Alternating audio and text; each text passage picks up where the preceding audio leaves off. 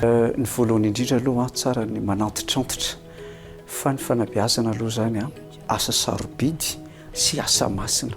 Ny antony dia ity satria olombelona ny volavolaina, tsy zavatra tahaka ny hoe hazo na vy na vato fa olombelona ny volavolaina mba hahatonga azy olombanona amin'ny lafiny maha-olona azy rehetra, vatana saina fa na fiarahamonina fihetseham-po zany. Zay aloha zany zava-dehibe anankiray.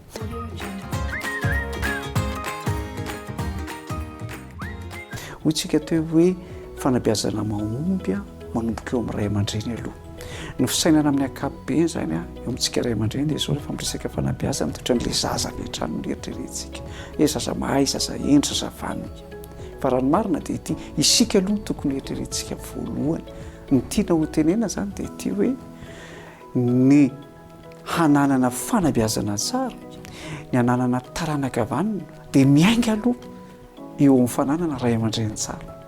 Miainga aloha zany eo amin'ny fananana mpanabe vanona. Izay no mahatonga antsika miteny an'ilay hoe manomboka eo amintsika ray aman-dreny aloha. Tsika malagasy manana an'ilay teny hoe ny hazo ny vanonkolakana, ny tanina ny rino ny tsara. Dikan'izany dia izao isika ray aman-dreny aloha, ianao ray, ianao renim-pianakaviana, ny voalohany tokony ho tany tsara anyrino ilay ho taranaka faramadimby ireo.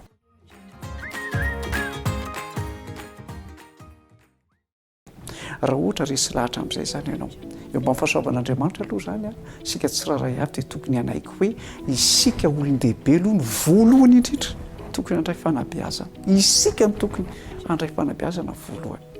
Noho izany mila mianatra zany isika.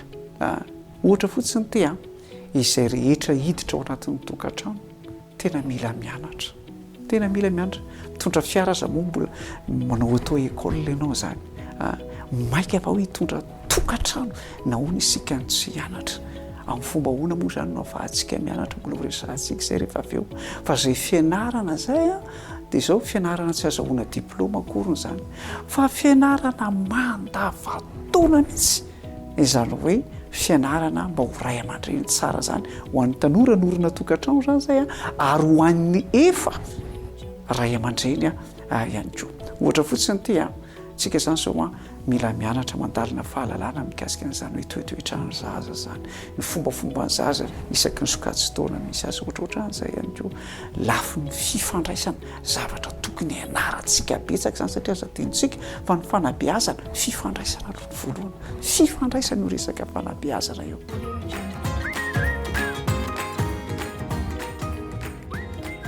Noho izany eto mpamaranana ny resaka dia ity hoe tena mampirisika antsika ray aman-dreny mihitsy voalohany indrindra aloha aoka samy andiny tena ny tsiraray avy ka hanaiky an'izay hoe za mila mianatra, mila mandray fanabeazana maray aman-dreny.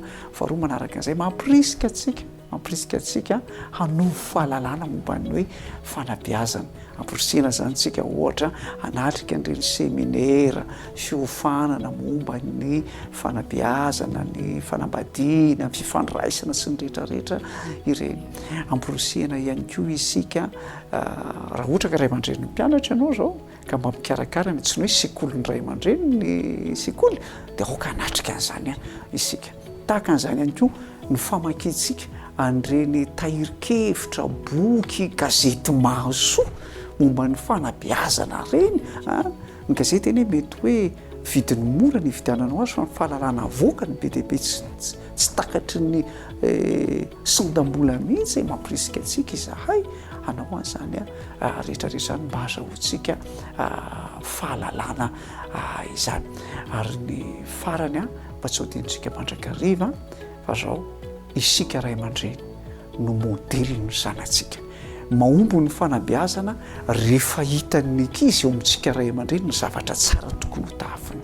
Ny olonan'ny ankizy amin'izao fotoana izao ohatrany tsy mahita izay tena ho tafina tsara izy, vao mainka very ny ankizy raha ohatra tsy hitany eo amin'ny ray aman-dreny ilay modely tsara tokony ho tafina izany.